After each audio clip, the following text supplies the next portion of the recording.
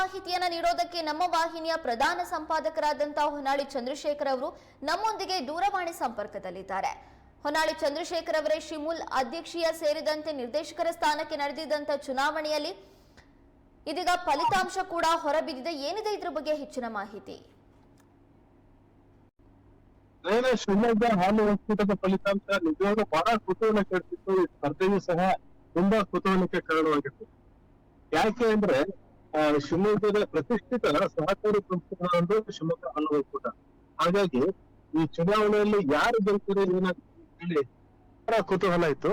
ಆದ್ರೆ ಇನ್ನೊಂದು ಮಹತ್ವದ ವಿಷಯ ಏನಂದ್ರೆ, ಈ ಚುನಾವಣೆಯಲ್ಲಿ ರಾಜಕೀಯ ಪಕ್ಷಗಳು ತಮ್ಮ ಬೆಂಬಲಿತರನ್ನ ಕಣಕ್ಕಿಳಿಸಿದ್ದೇನೋ ಹೌದು, ಆದ್ರೆ ಇನ್ನು ಬೇರೆ ಬೇರೆ ತರದ ಒಂದು ರಾಜಕೀಯ ಸಮೀಕರಣಗಳು ಸಹ ಈ ಬಾರಿಯ ಚುನಾವಣೆಯಲ್ಲಿ ಆಗಿತ್ತು. ಒಟ್ಟು 14 ಸದಸ್ಯ ಸ್ಥಾನಗಳಿಗೆ, 14 ನಿರ್ದೇಶಕ ಸ್ಥಾನಗಳಿಗೆ ಚುನಾವಣೆ ನಡೆದಿತ್ತು. ಇಲ್ಲಿ 14 ನಿರ್ದೇಶಕ ಸ್ಥಾನಗಳಿಗೆ ಒಂದೆರಡು ಸ್ಥಾನಗಳ ಅವಿರೋಧ ಆಯ್ಕೆ ಆಯ್ತು. ವಿದ್ಯಾಧರ ವಿರೋಧ ಆಯ್ಕೆ ಆದ್ರು, ಆಮೇಲೆ ಮಂಜುನಾಥ್ ಗೌಡ್ರ ವಿರೋಧ ಆಯ್ಕೆ ಆದ್ರು. ಇದನ್ನ ಹೊರತುಪಡಿಸಿ ಎಲ್ಲಾ ಸ್ಥಾನಗಳಿಗೂ ಸಹ ಚುನಾವಣೆ ನಡೆದಿದೆ. ಈಗ ಫಲಿತಾಂಶ ಹೊರಬಿದ್ದಿದೆ. ಬಹಳಷ್ಟು ಜನ ಗೆದ್ದಿದ್ದಾರೆ.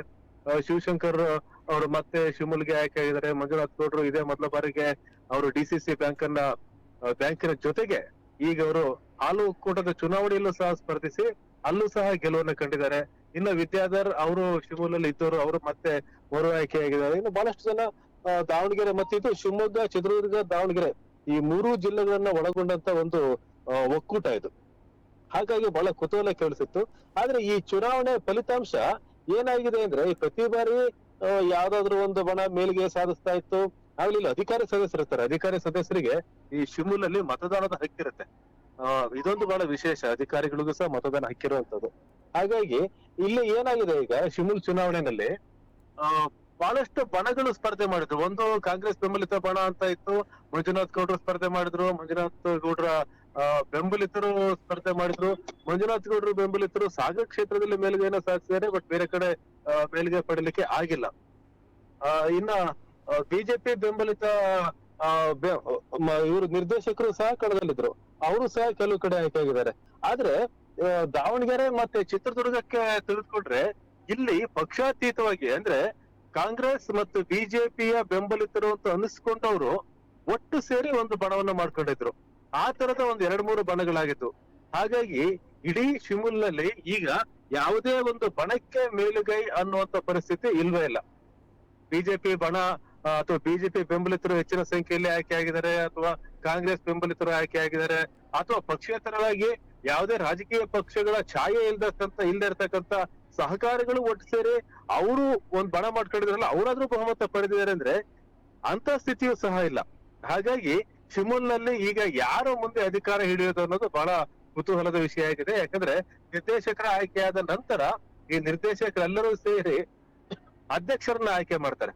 ಹಾಗಾಗಿ ಅಧ್ಯಕ್ಷರು ಯಾರಾಗ್ತಾರೆ ಮತ್ತೆ ಎಲ್ಲಾ ಸಹಕಾರಿಗಳ ಬೆಂಬಲ ಯಾರಿಗೆ ಸಿಗುತ್ತೆ ಅನ್ನೋದು ಬಹಳ ಕುತೂಹಲಕಾರಿಯಾಗಿದೆ. ಫಲಿತಾಂಶವೂ ಸಹ ಅಷ್ಟೇನೆ. ಈ ಶಿಮುಲ್ನ ಹಾಲು ಉತ್ಪಾದಕರ ಸಹಕಾರ ಸಂಘದ ಪ್ರತಿನಿಧಿಗಳೇನಿದ್ದಾರೆ, ಅವರು ಶಿಮುಲ್ ನಿರ್ದೇಶಕರನ್ನ ಆಯ್ಕೆ ಮಾಡ್ಬೇಕಾದ್ರೆ ನಾವು ಯಾವುದೇ ಒಂದು ಬಣವನ್ನ ಗೆಲ್ಸೋದಿಲ್ಲ, ಎಲ್ಲರನ್ನೂ ಸಹ ಗೆಲ್ಲಿಸ್ತೀವಿ, ನೀವು ಒಟ್ಟಿಗೆ ಆಡಳಿತ ಮಾಡಿ ಅನ್ನುವಂತ ಒಂದು ಸವಾಲನ್ನ ಈ ಶಿವಮೊಗ್ಗ ಹಾಲು ಒಕ್ಕೂಟಕ್ಕೆ ಕೊಟ್ಟಿದ್ದಾರೆ ಅನ್ನೋದು ಈ ಚುನಾವಣೆ ಫಲಿತಾಂಶ ತೋರಿಸ್ತಾ ಇದೆ. ನಯನ, ಓಕೆ, ಹಳೆ ಮುಖಗಳ ಜೊತೆಗೆ ಹೊಸ ಮುಖಗಳು ಕೂಡ ಈ ಬಾರಿಯ ಚುನಾವಣೆಯಲ್ಲಿ ಗೆದ್ದಿರುವಂತದ್ದು ವಿಶೇಷ.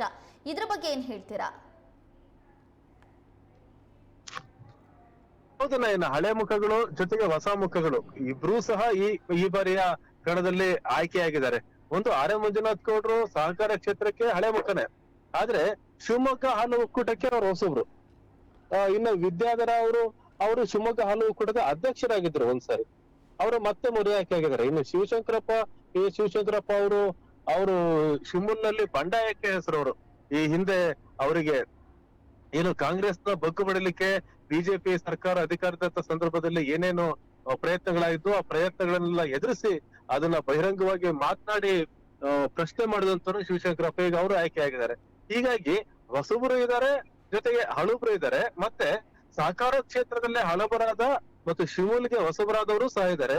ಹಾಗಾಗಿ ಇಡೀ ಶಿಮುಲ್ ಏನಿದೆ ಆಡಳಿತ ಮಂಡಳಿ ಒಂದ್ ರೀತಿ ಹಳೆ ಬೇರು ಹೊಸ ಚಿಗುರು ಅನ್ನೋ ರೀತಿಯಲ್ಲಿ ಈ ಆಡಳಿತ ಮಂಡಳಿ ರಚನೆ ಆಗಿದೆ. ನಯನ, ಓಕೆ, ನಿಮ್ಮೆಲ್ಲ ಮಾಹಿತಿಗಾಗಿ ಧನ್ಯವಾದಗಳು.